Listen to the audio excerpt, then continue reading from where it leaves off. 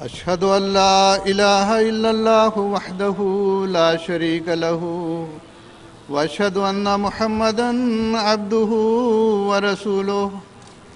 أما بعد فأعوذ بالله من الشيطان الرجيم بسم الله الرحمن الرحيم۔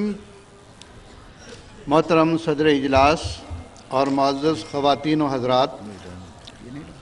میری تقریر کا عنوان ہے اسلام میں عورتوں کے حقوق۔ انسانی سماج یا معاشرہ نہ تو صرف مردوں سے قائم رہ سکتا ہے اور نہ صرف عورتوں سے، بلکہ عورت اور مرد دونوں ہی ایک دوسرے کے لیے لازم اور ملزوم ہیں۔ اور جہاں تک انسانیت کا سوال ہے، عورت اور مرد دونوں کے جذبات اور احساسات ایک ہی قسم کے ہیں۔ چنانچہ اللہ تعالیٰ نے سورۃ النساء کے آغاز ہی میں فرمایا ہے، یا ایھا الناس اتقوا ربکم الذی خلقکم من نفس واحدۃ وخلق منها زوجها وبث منہما رجالا کثیرا ونساء، کہ اے لوگو اپنے رب کا تقوی اختیار کرو جس نے تمہیں ایک جان سے پیدا کیا اور اسی سے اس کا جوڑا بنایا، اور پھر ان دونوں میں سے مردوں اور عورتوں کو بکثرت پھیلا دیا۔ اس آیت کریمہ سے یہی نقطہ بیان کیا گیا ہے کہ اے انسانوں، تم سب کو ہم نے ایک نفس سے پیدا کیا ہے اور ایک ہی جوہر سے تمہارے زوج یعنی عورت کو پیدا کیا ہے۔ انسانی فطرت اور نیچر کے لحاظ سے عورت کی پیدائش بھی ویسے ہی ہوتی ہے جیسے مرد کی۔ عورت اور مرد کے جوہر میں کوئی فرق نہیں ہے۔ جیسی عورت کی فطرت اور خواہشات ہیں ویسے ہی مرد کی بھی ہیں۔ اس لیے جیسے حقوق مردوں کے ہیں ویسے ہی حقوق عورتوں کو بھی ملنے چاہیے۔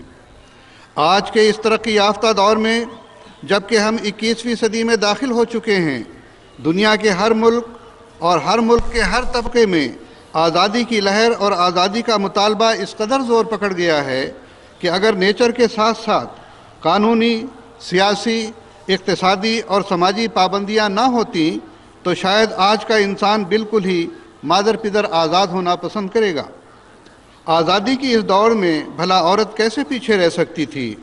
عورت کو ترقی پسند کہلانے کے لیے موقع کی تلاش تھی اور مردوں کو اسے استعمال کرنے کا بہانہ چاہیے تھا، سو وہ آج کے نئے دور نے تہذیب اور کلچر کے نام پر مہیا کر دیا۔ عورت کی آزادی کا صحیح مطلب تو یہ تھا کہ عورت اور مرد کے حقوق میں یکسانیت ہو، جس سے وہ سماج میں باعزت اور مہذب زندگی بسر کر سکے۔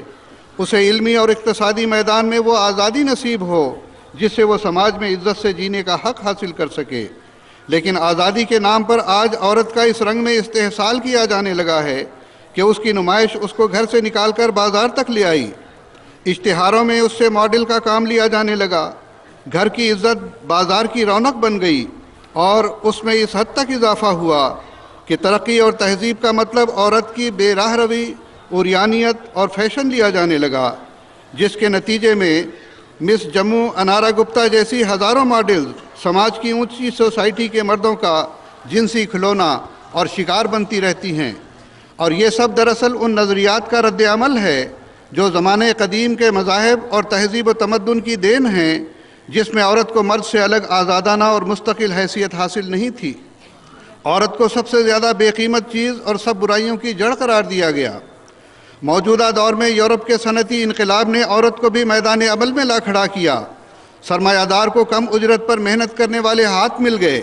عورت گھر کی چار دیواری سے نکل کر کارخانے میں پہنچی۔ مغرب کے دانشوروں نے نہایت عیاری کے ساتھ اسے آزادی، نجات،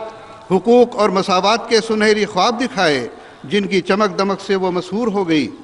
دفتروں اور کارخانوں میں وہ جانے لگی، حکومت کے اعلیٰ عہدوں پر بھی وہ فائز ہونے لگی، مگر اس کے باوجود گھر کے کام کاج کا بوجھ بھی بدستور عورت ہی کے کندھوں پر رہا۔ اس ترقی پسندانہ رجحان کے باوجود یورپین معاشرے میں 1891 تک عورتوں کو مردوں کی جائیداد پر کوئی حق نہ تھا۔ عورت کو ووٹ دینے کا بھی حق نہیں تھا۔ عورتوں کے لیے علمی کام ایک جرم تھا۔ 1820 تک انگلستان کی آکسفورڈ یونیورسٹی میں کوئی عورت داخلہ نہیں لے سکتی تھی۔ 1866 سے پہلے کیمبرج یونیورسٹی میں لڑکیوں کو امتحان دینے کا حق نہیں تھا۔ 1937 تک عورت کو طلاق کا حق بھی نہیں تھا۔ 1976 تک عورت کو خاوند کے خلاف عدالت میں شکایت کرنے کا بھی حق نہیں تھا، اور آج بھی انگلستان میں عورت کو وراثت کا حق حاصل نہیں ہے۔ خلاصہ کلام یہ کہ دنیا کے کسی ملک اور کسی قوم نے بھی طبقہ نسواں پر ظلم ڈھانے میں کوئی کسر نہیں چھوڑی۔ موجودہ ترقی علوم کے زمانے میں مختلف اہل مذاہب کا یہ دعویٰ کرنا کہ ان کا مذہب عورتوں کے حقوق کی نگہداشت دیگر مذاہب کے مقابلے میں سب سے زیادہ کرتا ہے چنداں قابل توجہ نہیں ہے، کیونکہ ایسی کوئی تعلیم ان کی اپنی مذہبی کتب یا ان کے پیشواؤں کے طریقے عمل سے ثابت نہیں ہے۔ البتہ حقوق نسواں کے بارے میں ان کا موجودہ طریقہ کار یا تو علوم کی ترقی کا نتیجہ ہے یا پھر اسلام کی صحبت اور اس کی تعلیمات کے زیر اثر ہے۔ تہذیب جدید کا یہی المیہ ہے کہ زندگی کے ہر میدان میں عورت کو مرد کے شانہ بشانہ لا کھڑا کیا گیا اور دیدہ و دانستہ اس حقیقت کو نظر انداز کر دیا گیا کہ عورت اپنی فطری استعداد کے لحاظ سے زندگی کے بعض میدانوں کے لیے نہ صرف یہ کہ نسبتاً زیادہ موزوں ہے بلکہ معاشرے کو فساد اور بگاڑ سے بچانے، نسل انسانی کی صالح خطوط پر اٹھان اور خود عورت کی اپنی شخصیت کے تحفظ اور ارتقاء کے لیے ضروری ہے کہ اسے انہی میدانوں سے مخصوص کر دیا جائے۔ اور یہ دائرہ کار بھی جبری اور قطعی نہیں ہے۔ گھر سے باہر کے کام عورت کے لیے ممنوع اور حرام نہیں، لیکن اس کی کچھ حدود ہیں جنہیں اسلام صرف اور صرف ضرورت کے وقت ہی مناسب خیال کرتا ہے۔ موجودہ زمانے میں عورت اور مرد کے درمیان کلی طور پر مساوات کا فریب کارانہ نعرہ لگانے والوں کے بارے میں موجودہ زمانے کے مصلح آخر الزمان بانی سلسلہ احمدیہ حضرت مرزا غلام احمد قادیانی علیہ السلام فرماتے ہیں، خدا تعالیٰ فرماتا ہے الرجال قوامون علی النساء، اور اسی لیے مرد کو عورتوں کی نسبت قوا زیادہ دیے گئے ہیں۔ اس وقت جو نئی روشنی کے لوگ مساوات پر زور دے رہے ہیں اور کہتے ہیں کہ مرد اور عورت کے حقوق مساوی ہیں، ان کی عقلوں پر تعجب آتا ہے۔ وہ ذرا مردوں کی جگہ عورتوں کی فوجیں بنا کر جنگوں میں بھیج کر دیکھیں تو صحیح کہ کیا نتیجہ مساوی نکلتا ہے یا مختلف۔ ایک طرف تو اسے حمل ہے اور ایک طرف جنگ ہے، وہ کیا کر سکے گی؟ غرض ہے کہ عورتوں میں مردوں کی نسبت قوا کمزور ہیں اور کم بھی ہیں، اس لیے مرد کو چاہیے کہ عورت کو اپنے ماتحت رکھے۔ ملفوظات جلد ہفتم صفحہ 133-34۔ امر واقعہ یہ ہے کہ فطری اور جبلی طور پر عورت مرد کے مقابلے میں جسمانی بناوٹ اور طاقت کے اعتبار سے کمزور ہے، لیکن اس حقیقت کے ساتھ ہی اسلام انسان کے فطری تقاضوں میں توازن برقرار رکھتے ہوئے انسانی اور سماجی حقوق میں عورت کو بھی مرد کے ساتھ مساوات کا حق دیتا ہے۔ اسلام انسانیت میں عورت کی وہی حیثیت تسلیم کرتا ہے جو مرد کی ہے۔ آج سے 1400 سال قبل اسلام ہی نے یہ نعرہ بلند کیا کہ ان اکرمکم عند اللہ اتقاکم، مرد ہو یا عورت، اللہ تعالیٰ کے نزدیک تم میں سے باعزت وہی ہے جو سب سے زیادہ پرہیزگار ہے۔ یعنی عزت و برتری کا معیار اسلام میں تقویٰ ہے، جو کسی ایک جنس کے لیے مخصوص نہیں اور نہ ہی کسی ایک طبقے کی میراث ہے۔ وہ عورت جو متقی اور پرہیزگار ہے اور اعلیٰ اخلاقی اقدار سے مزین ہے، وہ اس مرد سے بہرحال برتر ہے جو پرہیزگار نہیں۔ اسی طرح روحانی مدارج کے حاصل کرنے میں بھی ایک مسلمان عورت کو کسی طرح کمتر نہیں سمجھا گیا، بلکہ اس میدان میں بھی اس کو مردوں کے دوش بدوش اور ہم پلہ ٹھہرایا گیا ہے۔ اللہ تعالیٰ کی رضامندی اور اس کا قرب عورت بھی انہی شرائط کی پابندی سے حاصل کر سکتی ہے جو مردوں کے لیے مقرر ہیں۔ اللہ تعالیٰ فرماتا ہے وَمَن يَعْمَلْ مِنَ الصَّالِحَاتِ مِن ذَكَرٍ أَوْ أُنثَىٰ وَهُوَ مُؤْمِنٌ فَأُولَٰئِكَ يَدْخُلُونَ الْجَنَّةَ وَلَا يُظْلَمُونَ نَقِيرًا۔ النساء آیت 125۔ یعنی جو لوگ خواہ مرد ہوں یا عورت مومن ہونے کی حالت میں نیک کام کریں گے تو وہ جنت میں داخل ہوں گے اور ان پر ذرہ بھر بھی ظلم نہیں کیا جائے گا۔ اور آن حضرت صلی اللہ علیہ وسلم نے تو یہ کہہ کر عورت کے مقام کو اور اونچا کر دیا ہے کہ ماں کے قدموں تلے جنت ہے، اور فرمایا کہ اللہ تعالیٰ نے ماؤں کی نافرمانی کرنا اور لڑکیوں کو زندہ درگور کرنا حرام قرار دیا ہے۔ اور یہ صرف دعویٰ ہی دعویٰ نہیں، بلکہ ہر زمانے میں ایسی مسلمان خواتین پیدا ہوتی رہی ہیں جنہوں نے اعلیٰ سے اعلیٰ روحانی منازل کو طے کیا اور امت کے بے شمار لوگوں سے اپنے روحانی کمالات میں اس قدر ترقی کر گئیں کہ خدا تعالیٰ کے مکالمہ و مخاطبہ سے مشرف ہوئیں۔ قرآن مجید نے خاص طور پر حضرت مریم اور موسیٰ کا ذکر بھی کیا کہ اللہ تعالیٰ نے ان سے کلام کیا۔ اسی طرح سورہ تحریم میں تمام مومنوں کی مثال 2 عورتوں سے دی گئی ہے، یعنی ایسے مومن جو ابھی درجہ کمال تک نہیں پہنچے ان کو فرعون کی بیوی آسیہ سے تشبیہ دی گئی، اور جو مومن درجہ کمال تک پہنچ چکے ہیں ان کو حضرت مریم سے مشابہ قرار دیا گیا۔ سامعین کرام، نہ صرف روحانی اعتبار سے بلکہ اسلام نے سماجی حقوق میں بھی عورتوں کو مردوں کے مساوی قرار دیا ہے، اور یہ اعلان کیا وَلَهُنَّ مِثْلُ الَّذِي عَلَيْهِنَّ بِالْمَعْرُوفِ وَلِلرِّجَالِ عَلَيْهِنَّ دَرَجَةٌ البقرہ 229، یعنی جیسے عورتوں کے ذمہ مردوں کے حقوق ہیں،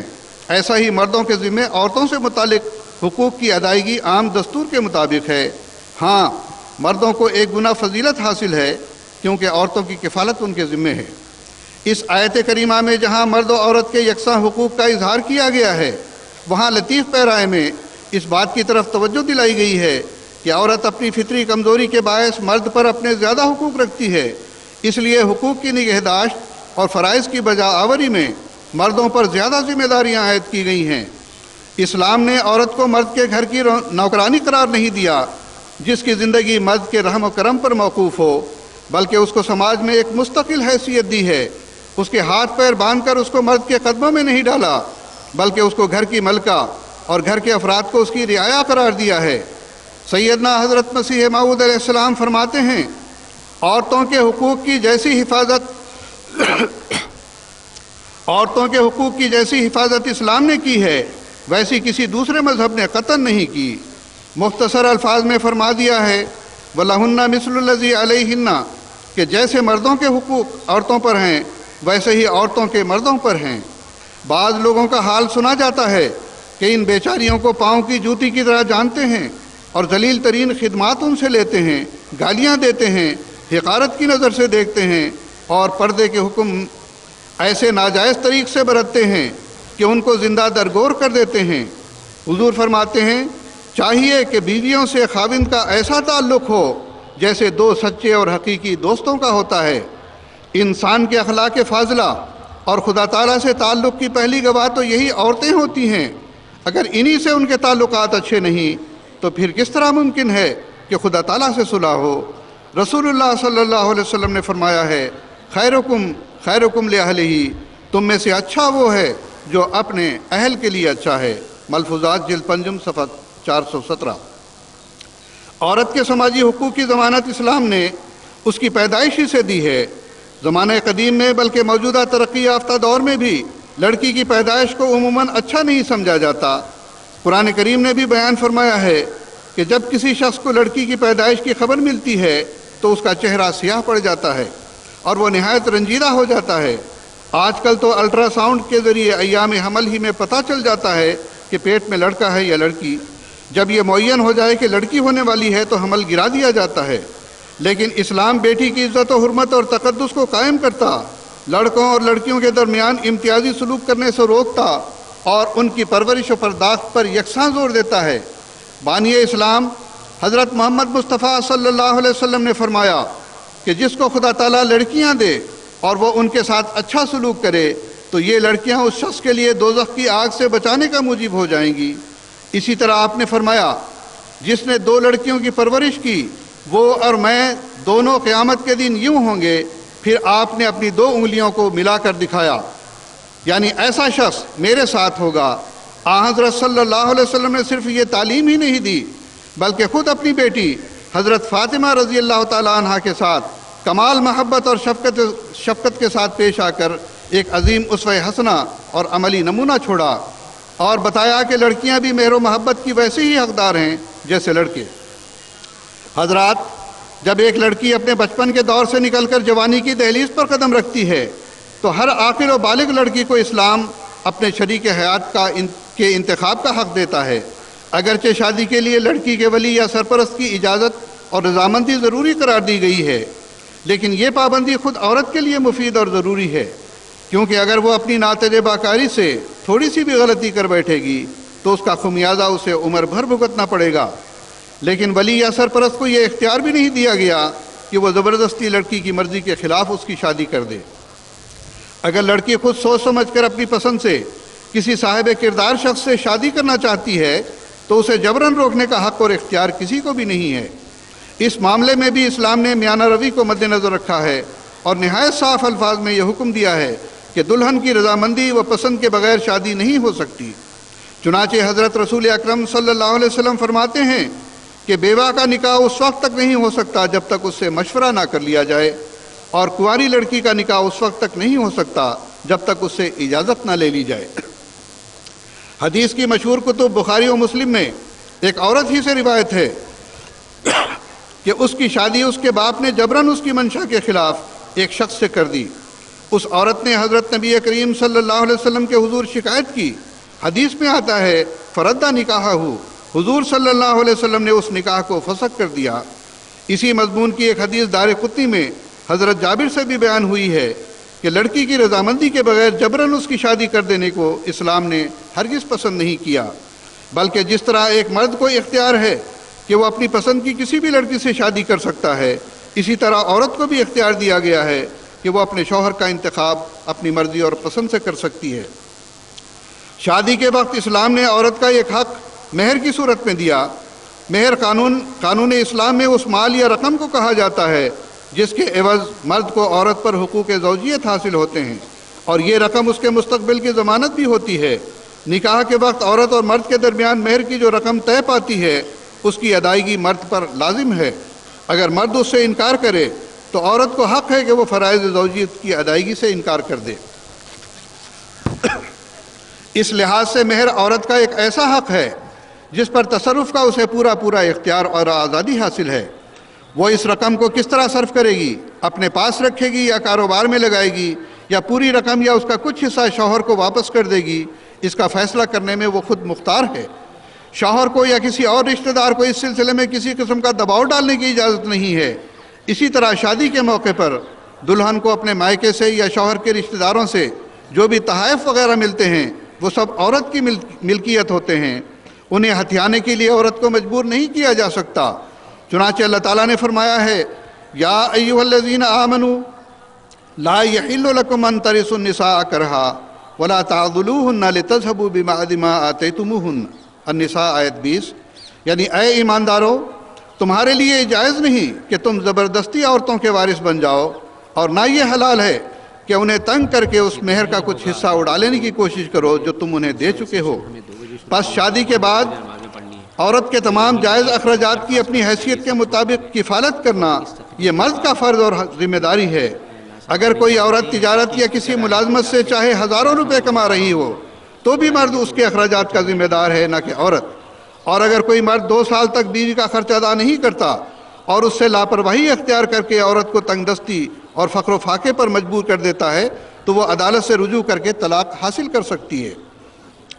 ایک اور حق جو اسلام نے عورت کو دیا ہے وہ مسلم عورت کو دنیا کی تمام عورتوں سے ممتاز کرنے والا، وہ مسلم عورت کو دنیا کی تمام عورتوں سے ممتاز کرنے والا ہے، اور وہ ہے اس کا حق وراثت۔ اسلامی شریعت میں جس طرح مرد کو جائیداد میں وراثت کا حق دیا گیا ہے، اسی طرح مرد کے دوش بدوش عورت کو بھی جائیداد میں حصے دار بنایا گیا ہے۔ اگر مرد کو باپ، بیٹے، بھائی اور خاوند وغیرہ کی حیثیت سے حصے دار مقرر کیا گیا ہے تو عورت کو بھی ویسے ہی ماں، بیٹی، بہن اور بیوی وغیرہ کی حیثیت سے حصے دار مقرر کیا گیا ہے۔ عورت اپنے خاوند کے مال کی وارث ہو سکتی ہے جس طرح مرد اپنی بیوی کے مال کا وارث ہو سکتا ہے، اور ہم پورے یقین کے ساتھ بلا خوف تردید یہ کہہ سکتے ہیں کہ عورت کو ایسی مستقل حیثیت اور ایسے مساوی حقوق دنیا کے کسی مذہب اور سماج نے آج تک نہیں دیے، اور اسی غرض کے لیے قرآن مجید میں ایک مستقل سورت النساء اتاری گئی ہے جس میں تفصیل کے ساتھ عورتوں کے تمام حقوق کو بیان کیا گیا ہے، اور سماج میں عورت کے درجے کو اقتصادی لحاظ سے بھی قابل رشک حد تک مضبوط اور مستحکم بنا کر عدل و انصاف کے تقاضوں کو پورا کیا گیا ہے۔ سامعین کرام، اسلام میں عورت کے حقوق میں سب سے زیادہ اہم طلاق کا مسئلہ ہے۔ بعض دفعہ ازدواجی زندگی میں ایسی پیچیدہ اور مشکل مراحل آ جاتے ہیں کہ میاں بیوی کے درمیان محبت اور موافقت باقی نہیں رہتی، اور ان کا ایک ساتھ رہنا مشکل ہو جاتا ہے، اور زندگی تلخ اور جہنم کا نمونہ بن جاتی ہے۔ ایسی صورت میں اسلام نے جہاں مرد کو یہ حق دیا ہے کہ وہ اپنی شادی کے معاہدے کو منسوخ کر سکتا ہے جسے طلاق کہا جاتا ہے، وہاں عورت کو بھی اسلام نے یہ حق دیا ہے کہ خاوند کے ساتھ نباہ نہ کر سکنے کی صورت میں طلاق حاصل کر سکتی ہے جسے خلا کہا جاتا ہے۔ عورت کے اس حق کے بارے میں بانی جماعت احمدیہ سیدنا حضرت مسیح موعود علیہ السلام فرماتے ہیں شریعت اسلام نے صرف مرد کے ہاتھ میں ہی اختیار نہیں رکھا کہ جب کوئی خرابی دیکھے یا ناموافقت پاوے تو عورت کو طلاق دے دے، بلکہ عورت کو بھی یہ اختیار دیا ہے کہ وہ بذریعہ حاکم وقت کے طلاق لے لے، اور جب عورت بذریعہ حاکم طلاق لیتی ہے تو اسلامی اصطلاح میں اس کا نام خلا ہے۔ جب عورت کو ظالم پاوے، جب عورت مرد کو ظالم پاوے یا اس کو ناحق مارتا ہو یا اور طرح سے ناقابل برداشت بدسلوکی کرتا ہو یا کسی اور وجہ سے ناموافقت ہو، یا وہ مرد دراصل نامرد ہو یا تبدیل مذہب کرے، یا ایسا ہی کوئی اور سبب پیدا ہو جائے جس کی وجہ سے عورت کو اس کے گھر میں آباد رہنا ناگوار ہو، تو ان تمام حالتوں میں عورت یا اس کے ولی کو چاہیے کہ حاکم وقت کے پاس یہ شکایت کرے، اور حاکم وقت پر یہ لازم ہوگا کہ اگر عورت کی شکایت واقعی درست سمجھے تو اس عورت کو اس مرد سے اپنے حکم سے علیحدہ کر دے اور نکاح کو توڑ دے۔ لیکن اس حالت میں اس مرد کو بھی عدالت میں بلانا ضروری ہوگا کہ کیوں نہ اس عورت کو اس سے علیحدہ کیا جائے۔ اب دیکھو، حضور فرماتے ہیں، اب دیکھو یہ کس قدر انصاف کی بات ہے کہ جیسا کہ اسلام نے یہ پسند نہیں کیا کہ کوئی عورت بغیر ولی کے جو اس کا باپ یا بھائی یا اور کوئی عزیز ہو خود بخود اپنا نکاح کسی سے کرے، ایسا ہی یہ بھی پسند نہیں کیا کہ عورت خود بخود مرد کی طرح اپنے شوہر سے علیحدہ ہو جائے، بلکہ جدا ہونے کی حالت میں نکاح سے بھی زیادہ احتیاط کی ہے کہ حاکم وقت کا ذریعہ بھی فرض قرار دیا ہے تا عورت اپنے نقصان عقل کی وجہ سے اپنے تئیں کوئی ضرر نہ پہنچا سکے۔ چشمہ معرفت صفحہ 273۔ حضرات، معاشرے میں بعض دفعہ ایسی صورت بھی پیدا ہو جاتی ہے کہ خاوند فوت ہو جاتا ہے اور عورت بے سہارا رہ جاتی ہے۔ ایسی صورت میں بھی اسلام نے عورت کے حقوق کی پوری نگہداشت کی ہے، اور جس طرح مرد کو یہ اختیار دیا ہے کہ وہ بیوی کے فوت ہونے کی صورت میں دوسری شادی کر سکتا ہے، اسی طرح عورت کو بھی یہ حق دیا ہے کہ خاوند کی وفات کے بعد وہ دوسری شادی کر سکتی ہے۔ چنانچہ قرآن مجید میں مسلم سماج کو ان الفاظ میں ترغیب دلائی گئی ہے کہ وَأَنكِحُوا الْأَيَامَ مِنكُمْ، سورۃ نور آیت 33، کہ معاشرے میں بیوہ عورتوں کی شادی کرا دیا کرو۔ اس لحاظ سے ایک مسلمان عورت اپنے خاوند کی وفات کے بعد ساری عمر بے سہارا آہیں بھرتے ہوئے اپنے جذبات کو چل کر ذلت کی زندگی نہیں گزارتی، بلکہ مناسب حال دوسری شادی کر کے اپنی زندگی خوشگوار بنانے اور باعزت زندگی گزارنے کا پورا حق رکھتی ہے۔ خود بانی اسلام سیدنا حضرت محمد مصطفیٰ صلی اللہ علیہ وسلم نے اکثر بیوہ عورتوں سے شادی کر کے مسلمانوں کے لیے ایک اعلیٰ نمونہ پیش کیا۔ الغرض اسلام نے عورت کا مقام اور مرتبہ جس رنگ میں بلند کیا اور جس رنگ میں اس کے حقوق کی حفاظت کی ہے، اس کی نظیر دنیا کا کوئی ملک اور دنیا کا کوئی سماج پیش نہیں کر سکتا۔ اب آخر میں دو باتوں کا خاص طور پر ذکر کرنا چاہتا ہوں جن کو لے کر عموماً اسلام پر اعتراض بھی کیا جاتا ہے، اور ان امور کو عورت کی ترقی کے راستے میں رکاوٹ قرار دیا جاتا ہے۔ پہلی بات عورتوں کے پردے سے متعلق ہے۔ کہا جاتا ہے کہ اسلام نے پردے کی رسم کو جاری کر کے عورت کے ساتھ بے انصافی کی ہے، حالانکہ اس بارے میں بھی اسلام نے نہایت حکیمانہ اور منصفانہ رویہ اختیار کیا ہے کہ گھر عورت کی سلطنت ہے اور محبت اس کا عصائے شاہی جس کے ساتھ وہ اپنے بچوں پر حکومت کرتی ہے۔ اپنے کاروبار یا دیگر ضروریات کے لیے وہ گھر سے باہر بھی جا سکتی ہے، مگر اس کا باہر جانا جاہلانہ طریق پر نہ ہو۔ دنیا میں ہمیں یہ فطری قانون نظر آتا ہے کہ جو چیز جتنی قیمتی ہوتی ہے اتنا ہی وہ پردوں اور غلافوں میں رکھی جاتی ہے۔ اس لیے پردہ بھی دراصل عورت کی عزت و ناموس کی حفاظت اور اس کی تکریم و تحریم کے لیے ہے، اور اس کی حکمت یہ ہے کہ عورت سوسائٹی میں بدی اور بدکاری پھیلنے کا ذریعہ نہ بن جائے اور وہ مردوں کی ہوسناک بری نظروں سے محفوظ رہے۔ البتہ مسلمانوں نے بعد میں پردے میں اس قدر سختی اختیار کی کہ عورت کو گویا قید میں باندھ دیا گیا۔ یہ چیز اسلام میں پسندیدہ نہیں ہے، اور نہ ہی اسلام یورپین سماج کی طرح مرد اور عورت کا باہم آزادانہ میل جول پسند کرتا ہے جو انتہائی بھیانک نتائج پیدا کر رہا ہے۔ اس کا اندازہ آپ اس بات سے لگا سکتے ہیں کہ آج یورپ و امریکہ میں بے پردگی کے نتیجے میں ہی جنسی بے راہ روی اس حد تک پہنچ چکی ہے کہ اخبارات میں شائع شدہ ایک امریکی رپورٹ کے مطابق اس ملک میں ہر روز 9077 بچے پیدا ہوتے ہیں، جن میں سے 1263 ناجائز ہوتے ہیں۔ ہر روز 3221 اسقاط حمل ہوتے ہیں، اور ہر روز 2740 لڑکیاں سن بلوغت سے قبل ہی حاملہ ہو جاتی ہیں، اور روزانہ 68493 کمسن بچے سوزاک اور آتشک جیسی خطرناک بیماریوں میں مبتلا ہوتے ہیں، اور اب تو ایڈز جیسی خطرناک اور لا علاج بیماری بھی دراصل بے پردگی اور بدکاری کا ایک بھیانک تحفہ ہے، لیکن اسلامی ممالک میں ان برائیوں کا عشر عشیر بھی آپ کو نہیں ملے گا۔ افسوس ہے کہ لوگ بے پردگی کے بد نتائج کو دیکھنے اور محسوس کرنے کے باوجود بھی اسلامی پردے پر اعتراض کرتے ہیں، ورنہ مسلمان خواتین پردے میں رہ کر بھی سیر و شکار کرتی رہی ہیں، علوم و فنون سیکھتی رہی ہیں، سیاست میں حصہ لیتی رہی ہیں۔ برقع پوش چاند بی بی کے جنگی کارناموں سے تاریخ ہند مزین ہے، گل بدن بیگم، زیب النساء، روشن آرا وغیرہ کے علمی کارناموں کی دھوم ہے۔ تاج بی بی جیسی خواتین سیاسی اور رفاع عام کے کاموں کی وجہ سے مشہور ہیں۔ حضرت صلی اللہ علیہ وسلم اور آپ کے صحابہ کی بیویاں جنگوں میں، مشوروں میں اور قومی کاموں میں شریک ہوتی تھیں۔ حضرت عائشہ رضی اللہ تعالیٰ عنہ کے بارے میں حضرت صلی اللہ علیہ وسلم کا ارشاد ہے کہ دین کا نصف علم ان سے سیکھو۔ موجودہ زمانے میں جماعت احمدیہ کی خواتین برقع پہن کر کیمبرج یونیورسٹی میں پڑھتی بھی ہیں اور مردوں کے شانہ شانہ قومی خدمات بھی سر انجام دیتی ہیں۔ پس پردہ کسی بھی صورت سے نہ تو عورت کے لیے قید ہے اور نہ ہی اس کی ترقی کی راہ میں کوئی رکاوٹ۔ دوسری بات جس کی وضاحت ضروری ہے وہ ہے تعدد ازدواج یا پولیگیمی کا مسئلہ، یعنی مرد کا ایک سے زیادہ عورتوں سے شادی کرنا۔ اسلام نے اجازت دی ہے کہ ضرورت حقہ کے مطابق مرد ایک سے زیادہ شادیاں کر سکتا ہے، لیکن بیک وقت 4 سے زیادہ کرنے کی بالکل اجازت نہیں، اور یہ بھی اس شرط کے ساتھ کہ اگر بیویوں میں عدل و انصاف نہ کر سکے تو پھر ایک ہی شادی کی اجازت ہے، زیادہ کی ہرگز نہیں۔ ملاحظہ ہو سورۃ النساء آیت 4۔ اور زیادہ شادیوں کی اجازت بھی اس لیے دی گئی ہے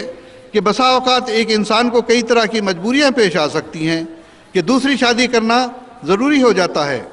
مثلا بیوی دائم المرض ہو اور حق زوجیت ادا نہ کر سکتی ہو، یا اولاد پیدا کرنے کے قابل نہ ہو، یا اولاد نرینہ پیدا نہ ہو رہی ہو، یا بے کس بیواؤں اور یتیموں سے حسن سلوک مقصد ہو، مگر یہ بات ذہن میں رہے کہ خاص حالات اور جائز ضرورت کے وقت اسلام نے ایک سے زیادہ 4 تک شادی کرنے کی صرف اجازت دی ہے، لیکن ایسا کرنے کا جبری اور لازمی حکم نہیں دیا۔ اور پھر شرائط اتنی کڑی رکھی گئی ہیں کہ جن کا پورا کرنا ہر انسان کے بس کی بات نہیں، اور وہ یہ کہ تمام بیویوں میں ہر لحاظ سے عدل و انصاف قائم کرے، کھانے پینے، پہننے اوڑھنے، رہن سہن اور جذبات میں یکساں خیال رکھے اور سب کی برابر باریاں مقرر کرے۔ اگر ایسا نہ کر سکے تو پھر زائد شادی کی ہرگز اجازت نہیں ہے۔ سامعین کرام، اس تعلق میں اصل سوال یہ ہے کہ مرد کو ایک سے زیادہ عورتوں سے جنسی تعلقات قائم کرنے کی اجازت ہونی چاہیے یا نہیں؟ اگر ہو تو اس کی شرائط اور حدود کیا ہوں؟ موجودہ دور میں اسلام کے تعدد ازدواج کو سخت مایوب سمجھنے والی مغربی تہذیب کا یہ دستور ہے کہ مرد جتنی بھی عورتوں سے چاہے آزاد جنسی تعلق رکھ سکتا ہے، لیکن شادی صرف ایک ہی عورت سے کر سکتا ہے، جیسا کہ ہندو کوڈ میں ہے۔ ہاں، بیوی بنائے بغیر جتنی عورتوں سے چاہے ناجائز تعلق رکھ سکتا ہے۔ اس صورت میں مرد پر نہ عورت کے نان و نفقے کی ذمہ داری ہوگی، نہ ہی ہونے والی اولاد کی کفالت کی، اور نہ ہی وہ اولاد اس کی جائیداد میں حصہ دار ہوگی۔ لیکن اگر ایک مسلمان بدکاری اور آوارگی کو پسند نہیں کرتا، بلکہ اس سے بچنے کے لیے ایک عورت کی موجودگی میں دوسری عورت سے شادی کر کے اس عورت کی کفالت، رہائش، اس کی اولاد کی تمام تر ذمہ داریاں قبول کرتا ہے، تو مغرب زدہ لوگوں کے نزدیک وہ عیاش اور عورتوں پر ظلم ڈھانے والا قرار دیا جاتا ہے۔ تعدد ازدواج کے مخالفین کو امریکہ کی مسز کیمپل نے ان الفاظ میں کھری کھری سنائی ہے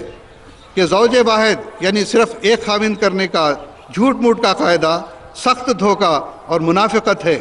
وہ کہتی ہیں، لاکھوں رنڈیاں جو صرف نیو یارک میں ہیں، ان کو ہمارے خاوند، بھائی اور باپ ہی کھانے پینے کو اور پہننے کو دیتے ہیں جو بیوی اور بچوں کا حق ہوتا ہے۔ بہوالا ریویو آف ریلیجنز، مئی 1932۔ اور یہ بات یورپ اور امریکہ ہی سے مخصوص نہیں، بلکہ خود ہمارے ملک کا بھی یہی حال ہے، اور یہ نتیجہ ہے اس امر کا کہ اسلام کے بتائے ہوئے فطری اور جائز اصولوں سے روگردانی کی گئی ہے۔ احباب کرام، اگر کوئی عورت اس اسلامی اجازت سے فائدہ اٹھانے والے مرد کو ظالم سمجھتی ہے تو وہ اس سے طلاق لے کر آزاد ہو سکتی ہے۔ اسی طرح جس عورت سے مرد دوسری شادی کرنے لگا ہے، اگر وہ اپنی سوتن کو برداشت نہیں کر سکتی اور اپنی حق تلفی سمجھتی ہے تو پھر اس پر بھی کوئی جبر نہیں کہ وہ ضرور ایسے مرد سے شادی کرے۔ اس لیے یہ اعتراض کرنا کہ اس سے اعتدال قائم نہیں رہتا اور عورتوں پر ظلم ہے، یہ محض تعصب اور فطری حقائق سے منہ موڑنے والی بات ہے، کیونکہ اسلام کے تمام احکام عین فطرت انسانی کے مطابق ہیں، اور حضرت رسول کریم صلی اللہ علیہ وسلم ہی وہ پہلے انسان ہیں جنہوں نے عورتوں کے بلحاظ انسانیت برابر کے حقوق قائم کیے اور اس کمزور طبقے کو عزت و احترام کے بلند مقام پر بسط اعزاز بٹھایا۔ عورتوں کو دیے گئے بلند مقام اور مرتبہ مساویانہ حقوق ہی کا یہ نتیجہ تھا کہ حضرت صلی اللہ علیہ وسلم کی مجالس میں عورتیں بے دھڑک چلی جاتیں، آپ سے مسائل پوچھتیں، اپنے حقوق کا مطالبہ کرتیں۔ عورتوں کی اس بڑھتی ہوئی جرأت کو دیکھ کر ایک مرتبہ حضرت عمر رضی اللہ تعالیٰ عنہ نے عرض کیا کہ اسلام کے لطف و کرم نے عورتوں کو بہت دلیر بنا دیا ہے، تو رسول کریم صلی اللہ علیہ وسلم نے فرمایا، حبب الی من الدنیا النساء والطیب وجعلت قرۃ عینی فی الصلاۃ،